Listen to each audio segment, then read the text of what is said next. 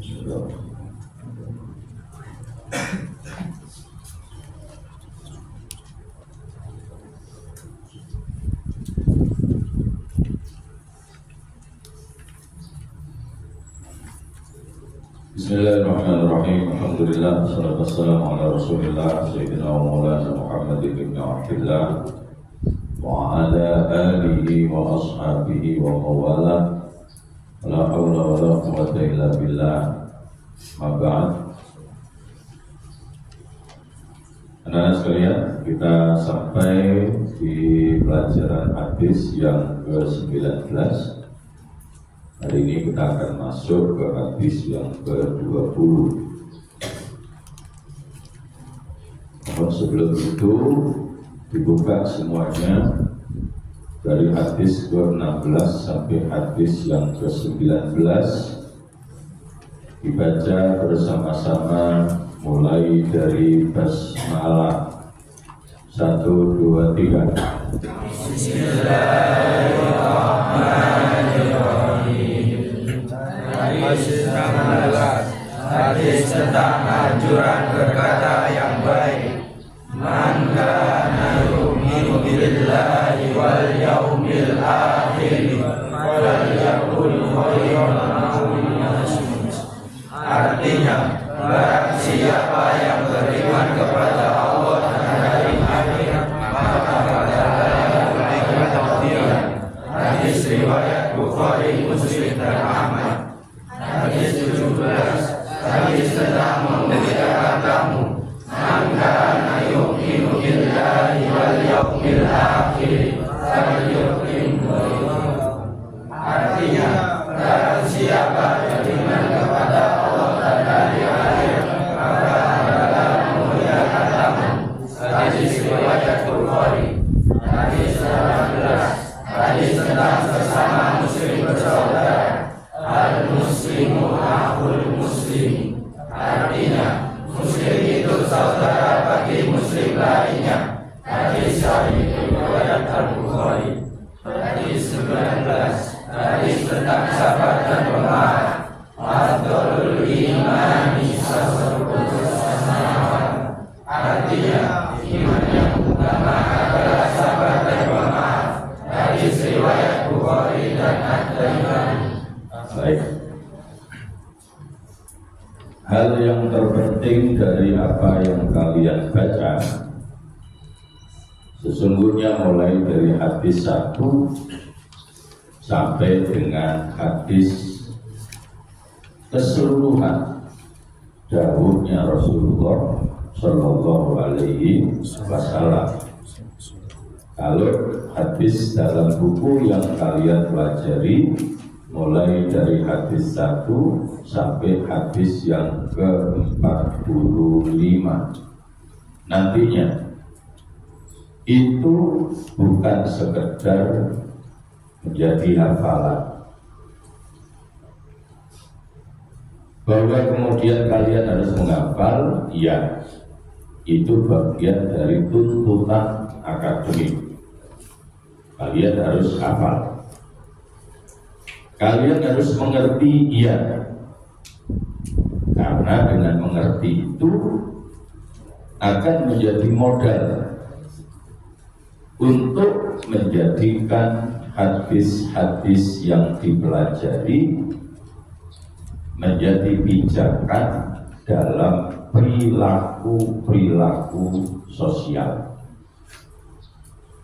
Maka apakah kemudian itu betul-betul menjadi perilaku atau tidak, kembali kepada niat dan hati masing-masing.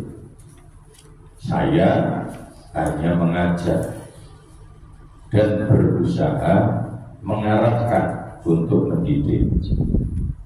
Ya, bahwa kemudian nanti akhirnya kayak apa, ya kembali tergantung kamu. Ngotot kaya apa guru ini politik gak niat, gak ada. Ya, di sini catat baik-baik. Ya, sehebat apapun gurunya, tapi kalau muridnya nggak punya niat, ya nggak ngefek sama sekali. Atau dibalik, muridnya niat banget, gurunya malas juga tadi. Ya, artinya apa? Bahwa untuk mencapai keberhasilan dalam dunia pendidikan itu harus ada keterpaduan dari beberapa faktor, mulai dari muridnya sendiri, kemudian gurunya, lalu kemudian orang tuanya, baru yang terakhir penunjangnya adalah pergaulan kalian. Pergaulan itu juga berpengaruh cukup besar. Orang tua cukup menentukan bagaimana anaknya mau berhasil sekolahnya, bagaimana bisa berhasil menuntut ilmunya. Karena orang tuanya kalau kemudian anaknya melakukan pelanggaran ditutupi terus, goro dieloki, anaknya gak loro, telepon wali kelas jari ini loro, mate bawa sisa. Ya kan? Gimana mau berhasil orang tuanya seperti itu? Ya, jadi tidak akan bisa. Dan orang tua kamu tidak sungguh-sungguh kalau terjadi seperti itu. Jadi 4 faktor itu penting sekali. Pergaulan itu penting. Banyak anak-anak, anaknya sesungguhnya serius pada awalnya, gurunya serius, orang tuanya serius, pergaulannya salah, begal dengan jalan. Ya, kenapa? Sing dikuadoi ada bener ada bolosan. Itu tak pilih. Walaupun awalnya dia ada bolosan. Kalau dibalik juga bisa. Asalnya ada itu bolak-balik bermasalah. Tapi ketika dia kemudian merubah haluan bergaul dengan anak-anak yang rajin, dia kemudian bisa terpengaruh menjadi rajin. Nah, yang begini ini banyak juga terjadi. Makanya penting. Keempat-empatnya ini penting. Tapi yang terpenting dari 4 ini adalah diri kamu sendiri. Ya, yang terpenting dari keempat yang penting itu adalah diri kamu sendiri. Wong tuamu ngopo kaya apa, gurumu ngerti iya kaya apa, nek kowe dhewe gak niat gak dadi. Ya, itu yang harus kamu pegang.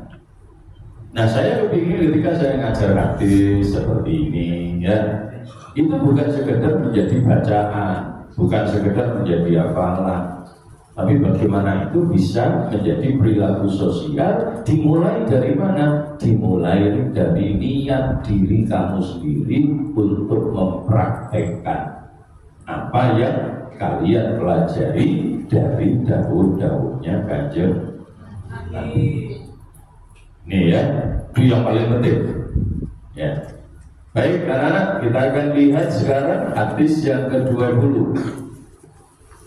Hadis yang ke-20. Simak baik-baik, ikuti dengan baik. Bismillahirrahmanirrahim. Bismillahirrahmanirrahim. Masih ada yang tidak berbunyi, diulangi.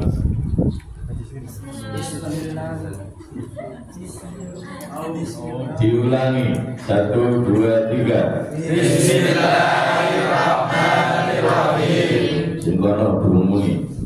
Ulangi sekali lagi. Bismillahirrahmanirrahim. Hadis ke-20. Hadis ke-20. Hadis tentang dosa lisan. Hadis tentang dosa lisan. Aksaru khotoya bani Adam. Khotoya bani Adam. Fi lisani. Saya ulang. Aksaru khotoya bani Adam. Aksaru khotoya bani Adam. Fi lisani. Aksaru khotoya bani Adam. Aksaru khotoya bani Adam. Fi lisani.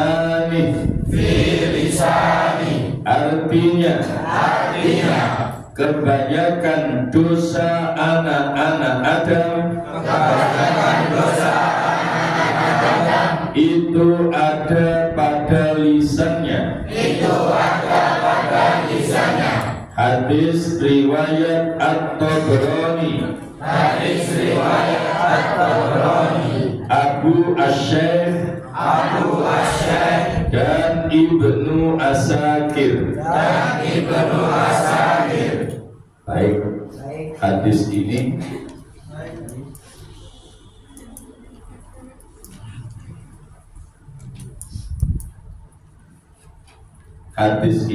penting untuk dipahami. Kenapa? Ini penyakit yang paling banyak terjadi pada kamu. Yo, contohnya kamu. Jangan melek. Kan mestinya kamu bisa kira-kira mana yang harus diikuti. Iya kan? Ya itu jangan melek. Nyate kan? Ya, berarti kan? Hadis ini penting sekali. Dan besok banyak orang yang masuk neraka dengan keterangan ini. Ya, hadis yang ke-20 tentang dosanya lisan. Anak-anak, dalam kitab yang sangat tebal, yaitu kitabnya Imam Ghazali, Ihya Ulumuddin, ketika mengupas tentang lisan, afatul lisan, itu panjang sekali. Apa afatul lisan itu? Bahayanya lisan. Ketika Imam Ghazali mengupas berapa banyak bahaya-bahaya yang ditimbulkan dari lisan manusia, banyak sekali. Kenapa Imam Ghazali menceritakan itu semua? Salah satunya karena Nabi juga mengatakan dalam hadis yang kita pelajari hari ini tentang dosanya lisan, aktsaru, banyak sekali, ya. Yang paling banyak, yang paling banyak kesalahan atau dosa yang diperbuat oleh manusia itu ada pada lisannya.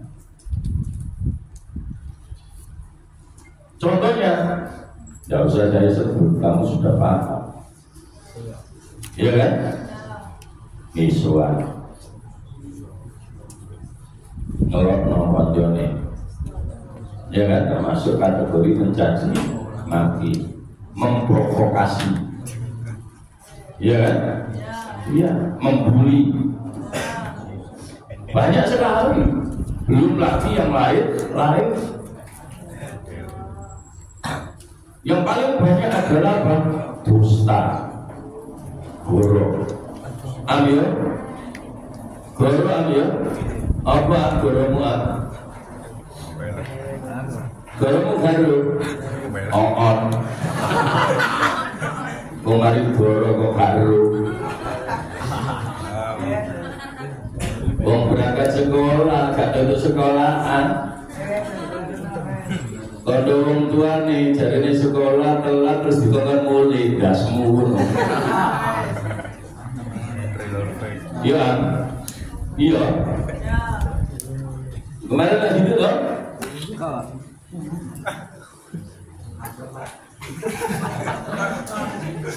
Ya.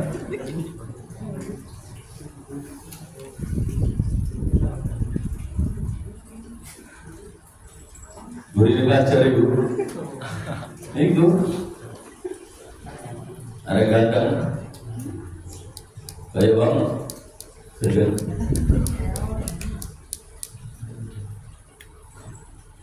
Berapa kali sudah ngomong, ya pak, banyak ini bingi, kalau bunyi. Maka tidak salah kalau Nabi bilang seperti ini. Memang yang paling banyak bahayanya itu adalah lisan. Tidak hanya bahaya di akhirat dalam bentuk dosa yang besok dipertanggungjawabkan, ning dunia bahaya. Ya, bolak-balik goroi wong, sing digoroi pasti mangkel. Uji menungso. Nek sing digoroi wedhus gak mangkel. Sale wedhus kan duwe perasaan. Sing digoroi wong tetep mangkel. Makanya saya berkali-kali bilang jangan suka berdusta, melemparkan kesalahan kepada orang lain. Oke, ini salah, betul. Ikhlas. Ya, itu apa-apa. Ya, yang ngomong iki pak, iku coba lanjut menuding orang tanpa bukti, padahal yang melakukan adalah dirinya sendiri. Ya, dan nggak usah belirak-lirik.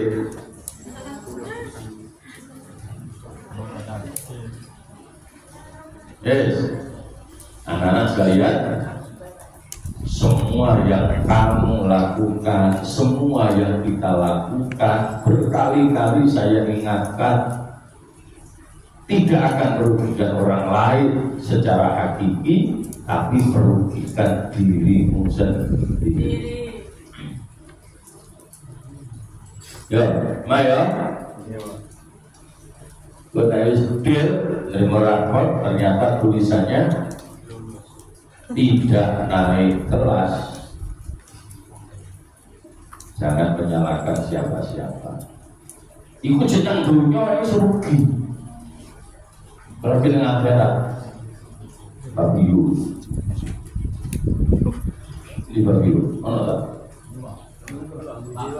Ini, lu, siapa?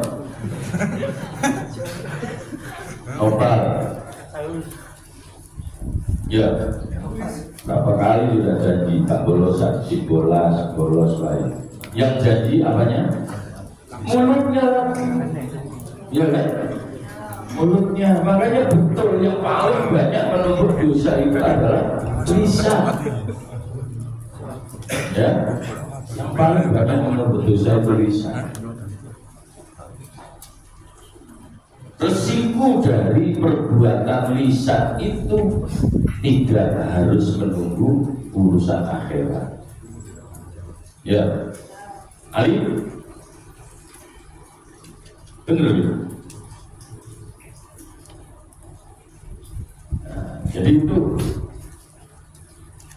tidak hanya di dalam hadis, tapi di dalam Al-Quran itu juga banyak ayat-ayat yang mengingatkan kita tentang bagaimana seharusnya kita menjaga lisan. Bagaimana Allah mengingatkan kita, ya ayyuhalladzina amanu taqullah wa qulu qawlan sadida. Wahai orang-orang yang beriman, bertakwalah kamu sekalian kepada Allah, wa qulu, dan berkatalah qawlan sadida, dengan perkataan-perkataan yang baik dan benar. Kalau kita mengaku beriman kepada Allah, maka ucapan kita pasti baik dan benar.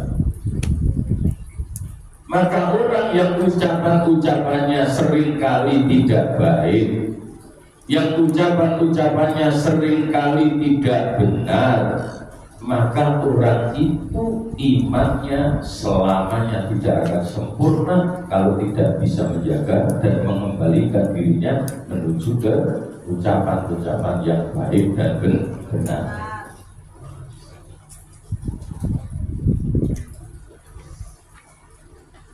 Saya itu optimis anak. Dari sekian anak ini, tidak semuanya ngos.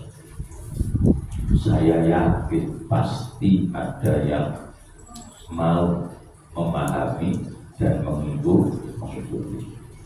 Sing ngobos wae wae. Ya, sing ngobos wae bumen tuwa. Apa bumen tuwa? Merbutangan batu imo. Wae. Masuk nomor itu. Ya. Gini. Ya. Gini ya. Hah? Bunga tua melebu tengah metu ya. Biru ada di sekolah sepatuan. Ya nek sapi nggak perlu tukar sepatu. Soalnya gue sepatu dewe. Ya. Berapa kali diberitahu seperti itu. Yang merebut tangan ketuki, wong di rumah no, keadaan rumah no, tapi gak ngereken belas. Cido ya? Ya Ji? Ngerungokno terus. Mari ngono. Ngerungokno terus, mari ngono, ngopes. Ya. Oke. Ya ya. Nggih. Ya, nggih gak kebat. Gak kebanggi.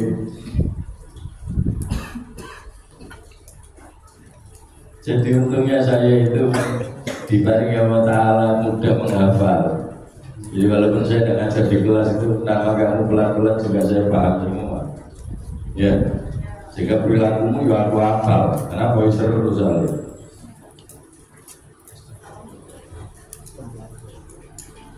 Nah ini keluyuran ya, begitu orang langsung mencinta malu. Kelakuan bingung. Ya, jangan takut saya, nggak ada gunanya. Takut itu sana. Ya, karena kalau kamu takut saya, kamu hanya akan berperilaku baik ketika saya ada. Ketika saya nggak ada, kamu nggak akan baik. Tapi kalau takut kepada Allah, ada siapapun, nggak ada siapapun, nggak penting. Kenapa? Karena Allah selalu ada. Allah selalu melihat. Makanya berkali-kali saya katakan tauhidnya harus betul-betul kita perkuat supaya kita paham. Jadi kalau kita melihat ayat yang saya baca tadi, ya ayyuhalladzina amanu taqullaha. Orang-orang wahai orang-orang yang beriman, bertakwalah kamu sekalian kepada Allah, wa qulu qaulan sadida. Kalau sudah wa qulu qaulan sadida, manfaatnya kembali kepada kamu. Bisa, dengar nanti. Manfaatnya bukan kembali ke orang lain, kembali ke kamu. Ketika kamu bisa bertutur kata yang baik, berucap kata yang benar, apa kata Allah? Yuslih lakum a'malakum. Maka perbuatan-perbuatan kamu juga akan dijadikan oleh Allah menjadi perbuatan yang baik. Berawal dari apa? Berawal dari ucapan yang baik. Kalau ada orang sih ngomong elek, itu angel di ngomong duit kelakuan Nabi, itu angel. Ya, orang yang tutur katanya jelek sulit untuk bisa mendapatkan perilaku yang baik. Perilaku yang baik itu berawal dari ucapan-ucapan yang baik. Lalu kemudian apa lagi? Ketika kita bisa menjaga lisan kita, tutur kata kita baik, yang kita sampaikan itu benar, wayaghfir lakum dzunubakum. Dosa-dosa masa lalu yang waktu belum sadar diampuni oleh Allah. Berarti manfaat untuk siapa? Untuk diri kita sendiri. Ya. Makanya kemudian ditegaskan oleh Allah pada lanjutan ayatnya, wa may yuti'illaha wa rasulahu. Barang siapa yang taat kepada Allah dan Rasulnya, faqad faza fawzan 'azima, maka sungguh ia beruntung dengan keberuntungan yang sangat besar. Jadi ternyata ayat itu memberikan penggambaran kepada kita, berawal dari lisan kita, berawal dari tutur kata kita yang baik dan benar, efeknya akan kita terima kebaikan-kebaikan itu tidak hanya di dunia, tapi sampai di akhirat. Ya, makanya anak tolong dirubah, yang biasa lele dirubah. Yang sudah baik jangan terpengaruh temannya, ya. Yang biasa mirip-mirip deh, ya kan? Sesama nyeripin, nggak usah saling menuding, ya. Nyeripin lereni, karena manfaatnya, ya. Saling menurut aku dalam perkara keluar. Ya, namanya tuding-tudingan sesama orang jelek kalau saling tuding-menuding. Ya, gak usah begitulah. Saya tadi sudah bilang, gak usah tuding-menuding, tuding awal dewe. Ya. Yoga.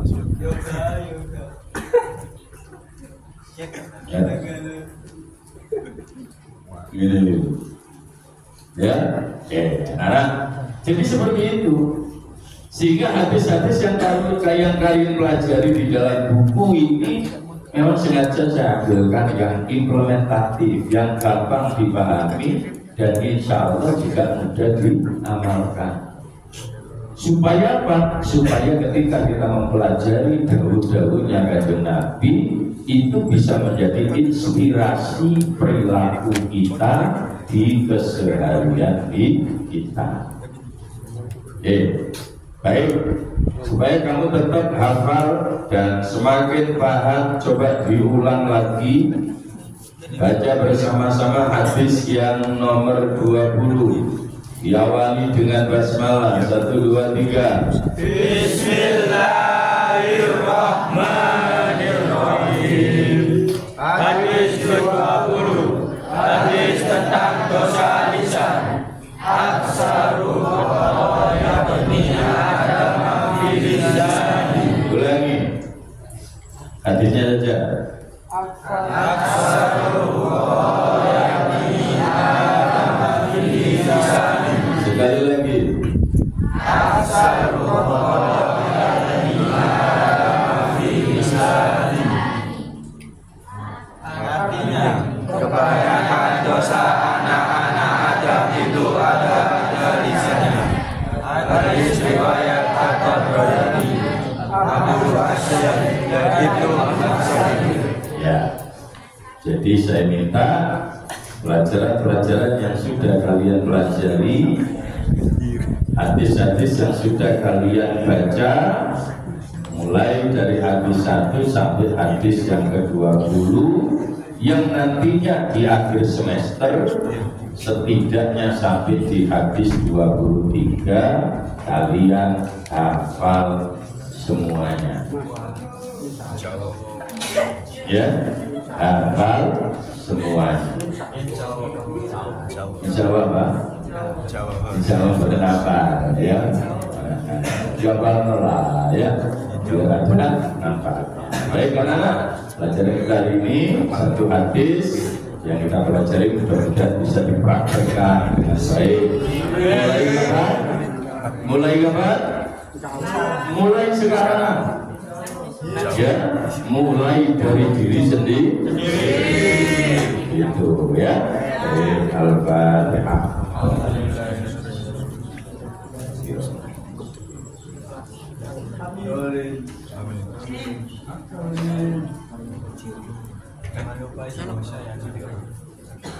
Baik, kembali ke posisi masing-masing.